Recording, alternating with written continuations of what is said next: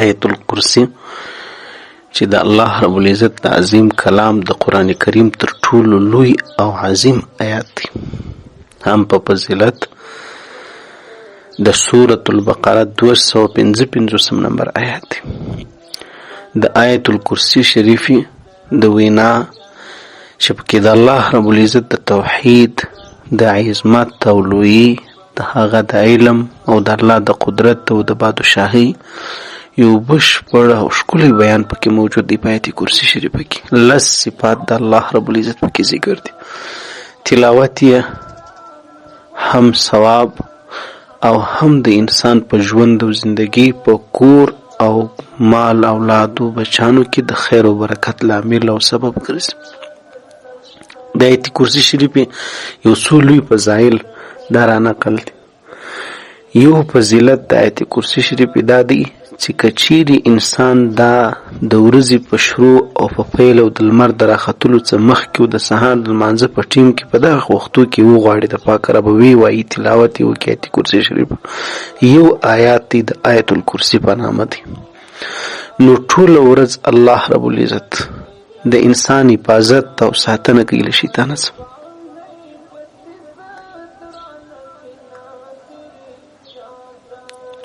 رسول الله صلی الله علیه وسلم مبارک فرمایلی دي چې کله انسان دغه آیات شریف د آیت الکرسی سهار تلاوت کړي نو تر ماښامه پورې د شیطان له شر څخه په امان کې پاتې کیږي. الله رب العزت حفاظت کوي او که ماښام یې ووایي نو د سهار پورې د الله رب العزت په حفاظت کوي. دوم فضیلت لوی فضیلت د آیت الکرسی شریف دا دی چې دا د جنت د داخلي دلو او جنت ته د رسیدلو د ننوتلو ذریعہ هم ده. لپاره لمانځه څخه وروسته په یو مبارک حدیث شریف کې راځي د رسول مبارک وینا ده چې څوک لپاره لمانځه څخه وروسته آیت الکرسی شریف په تلاوت کړي دا هغه او د جنت تر مابین یوازې فاصله هغه د انسان ژوند او زندگی یعنی کچيري انسان ته مرګ راسي په دا ورځ باندې مرګ راسي په دا شپه کې الله رب العزت به د جنت مستحق او ګرځي او الله به جنت داخل کی. سونه لوی فضیلت دی. دریم لوی فضیلت دا را نقل دی چې دا د قران کریم تر ټولو غوره آیات دي د فضیلت او د ثواب پر بنیاد باندې. یو ځل نبی علیه الصلاۃ والسلام له حضرت ابی ابن کعب رضی الله تعالی عنه نه تاسو پوښتنه وکړه چې د الله رب العزت په کتاب کې تر ټولو اعظم او لوی آیات کوم یو دی؟ کله چې حضرت ابی ابن کعب رضی الله تعالی عنه وویل آیت الکرسی نو نبی علیه الصلاۃ والسلام د ابی ابن کعب ستاینه وکړه او ورته ویل چې و به شک دا د قران کریم تر ټولو غوره آیات دی او الله دې ستا په علم کې برکت درواچي. څلورم لوی پیدا ده چې په مال په کور او په اولاد او ژوند او ژوندۍ کې د آیت الکرسی شریف تلاوت به د برکت سبب کیږي او د حفاظت. کله چې انسان ویده کیږي دا مستحب ده چې د خوب پر مال د دې آیات شریف لوستل ضرور انسان وکړي. دا د دې لامل او سبب ګرځي چې الله رب العزت د انسان د اولادو د انسان د مال او د کور د بچانو حتی د انسان د همسایګانو د کورونو الله رب العزت حفاظت وکړي. په دا کې دومره لوی برکت دی او د انسان د کور شیطان بیا وځي کور ته شیطان بیا نشي داخليدلی.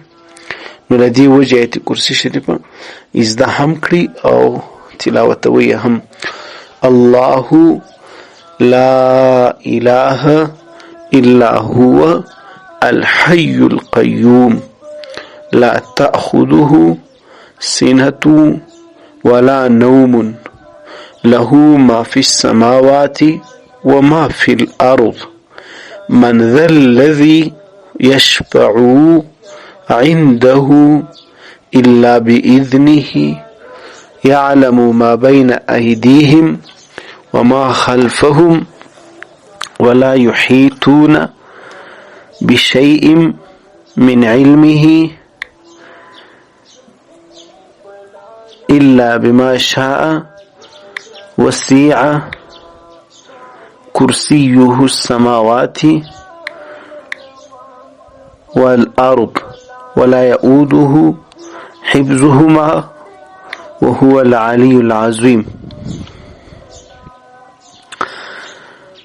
الله لا إله إلا هو الحي القيوم لا تأخذه سنة ولا نوم له ما في السماوات وما في الأرض من ذا الذي يشفع عنده إلا بإذنه يعلم ما بين أيديهم وما خلفهم ولا يحيطون بشيء من علمه إلا بما شاء وسع كرسيه السماوات والأرض ولا يؤوده حفظهما وهو العلي العظيم.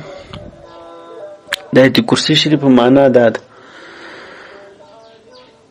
الله رب العزت هغه ذات دی چې نسته هیڅ معبود مګر یوازې هغه دی. الله رب العزت تل ژوندی او د کائناتو د نظام سمبالونکی دی. نه هغه ته پر نه الله رب العزت ته خوب ورځي او نه خوب دغه دی. څه چې په اسمانونو کې دي او څه چې په ځمکه کې دي څوک دی هغه چې دغه په وړاندې د چا شفاعت او سپارش وکړي مګر دغه په اجازه باندې.